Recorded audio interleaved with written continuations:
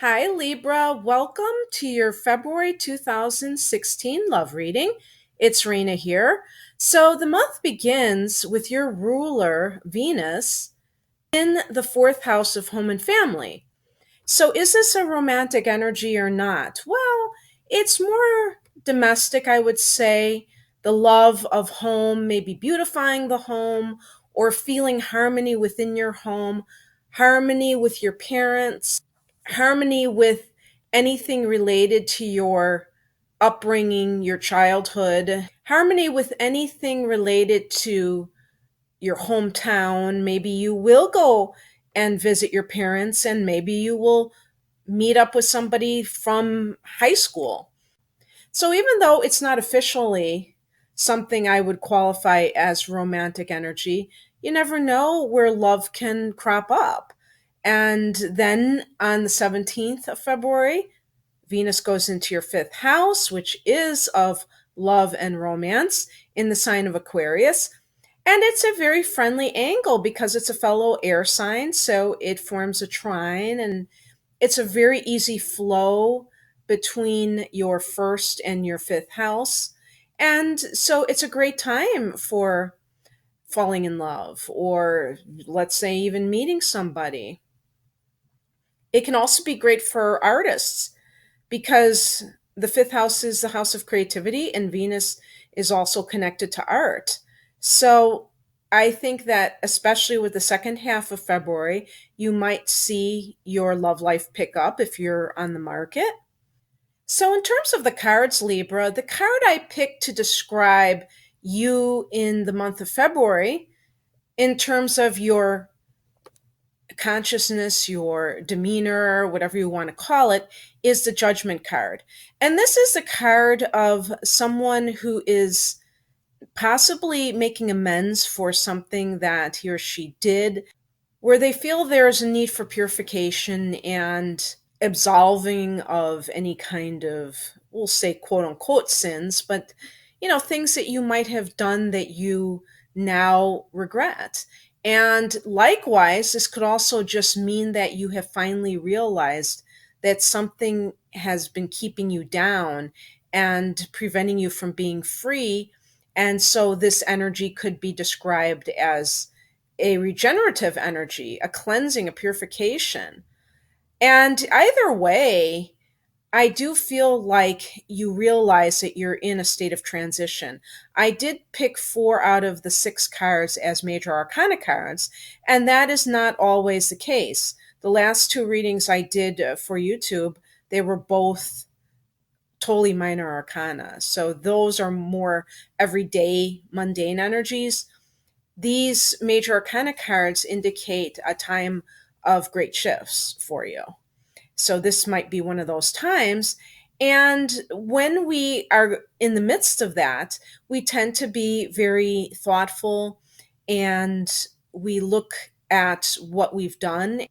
And if we feel mistakes were made, we try to rectify them or at least make peace with the other party. So this card, Judgment, could be describing somebody that's going through divorce proceedings, but if so, it's not like one of these cutthroat situations. You really want to make things right.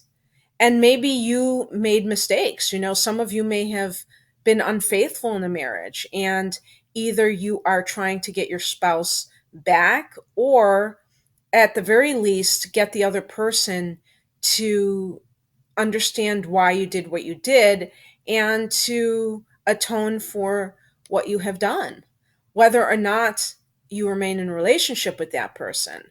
Now, the reason that you're going through all of this is I picked the Two of Swords. So basically, the Two of Swords indicates somebody who must make a decision.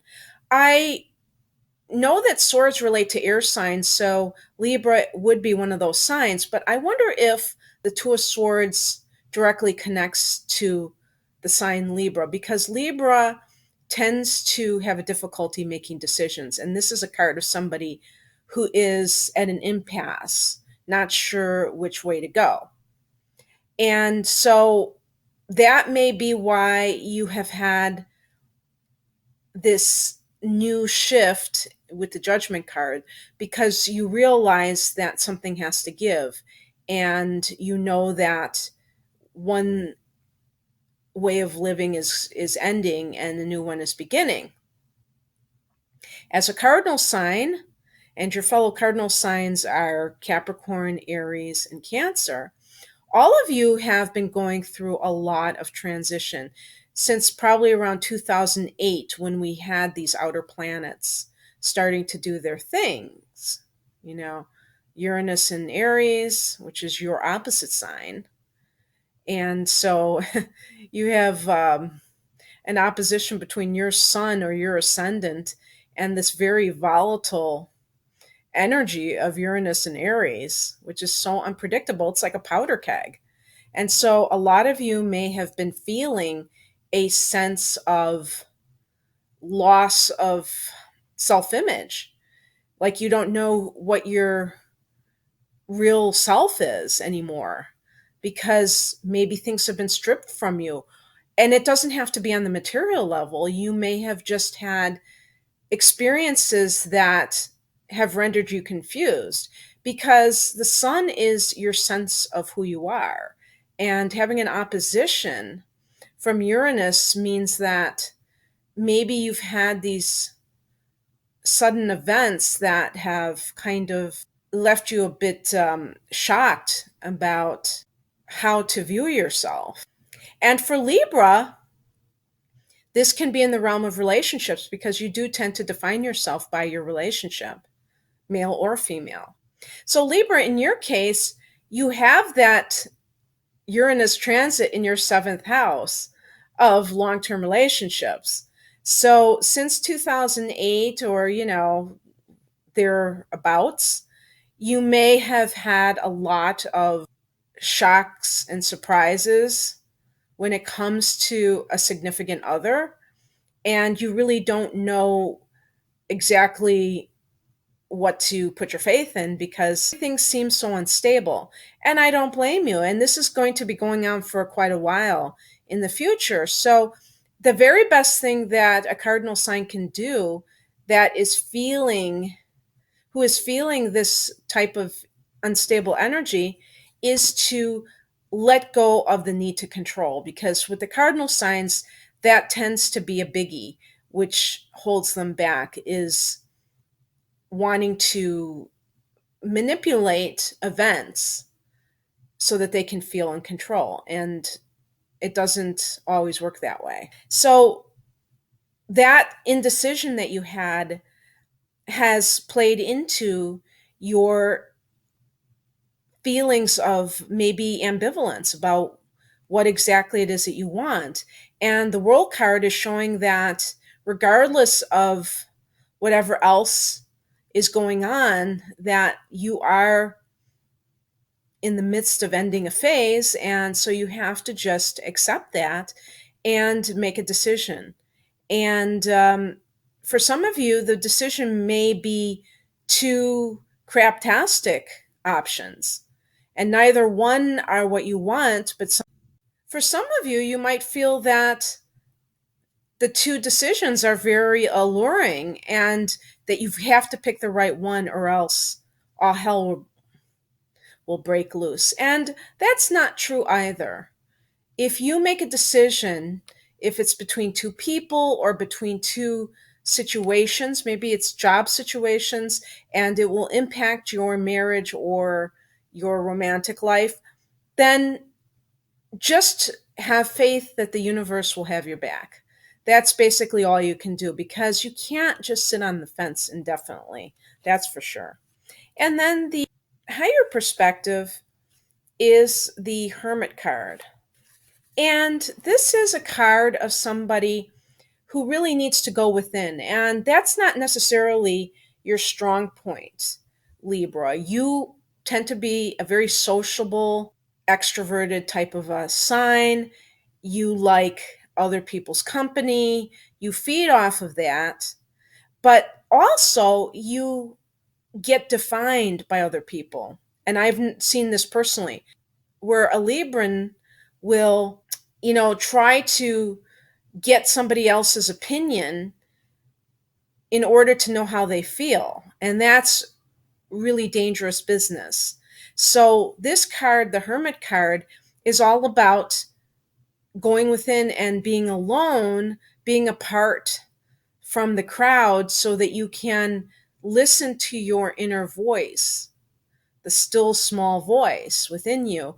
And that way you will not be too influenced by other people's opinions, because that's problematic for some of you, where you tend to be a little bit insecure about forming your own opinions and having a very strong sense of self. This is one of the criticisms that I have with some Librans, is that they tend to be rather impressionable, and sometimes it almost seems like there's an empty core where they are being defined by those around them. And in relationships, this can be very dangerous, because if you are defined by the wrong person, you can get led down a really bad path. So it's always good to have alone time to really gauge what you need in terms of how it makes you feel, not how it makes other people feel. Because sometimes we have to go against the grain and go against what people in our social circle want for us. And sometimes we even have to leave that social circle if it's no longer serving our highest interests. And this is very difficult for people like you, because you sometimes kind of give away your power by not having very strong opinions on things and letting other people decide what your opinions are. This is why I think a lot of Librans gravitate towards the legal profession in some way, whether it's a lawyer, being a lawyer or a judge, because they are very impartial. And that has a place too, that has a wonderful place in life. But at some point, you do have to look at your needs and honor them. And the Hermit card is all about doing that. The advice is the Seven of Cups. If you feel like your choices are narrowed for some reason, this card is suggesting that that's not true, that you do have choices, but you have to choose wisely. You cannot choose with any diluted sense of what's going on, because some of your choices, as depicted in the Rider Waite deck as well as my Morgan Greer deck, might not be good options. It reminds me of door number one, door number two. Which one has the dud, prize, the booby prize. So just be careful about how you choose. Now, interestingly, the card that crosses you is the Star card. So this is such a positive card. How could it cross a Libran person? Well, I think it crosses you in the sense that it can be an obstacle to whatever it is that you're trying to do if you are merely engaging in wishful thinking.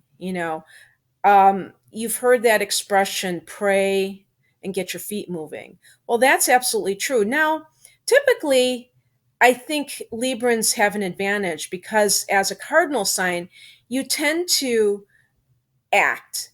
You tend not to just run your mouth and talk about things as some of the mutable signs are wont to do, of just kind of being a dreamer and not engaging in any action. No, you do like to get into the fray and take some sort of action. However, make sure that it's inspired action.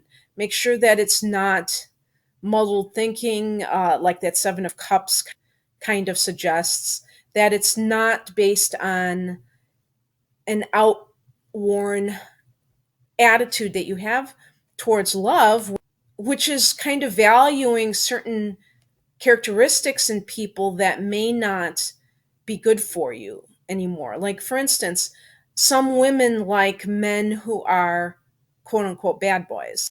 And these guys might treat them very shabbily and might even be disrespectful to them, but they actually prefer it to a man who is polite and always considerate.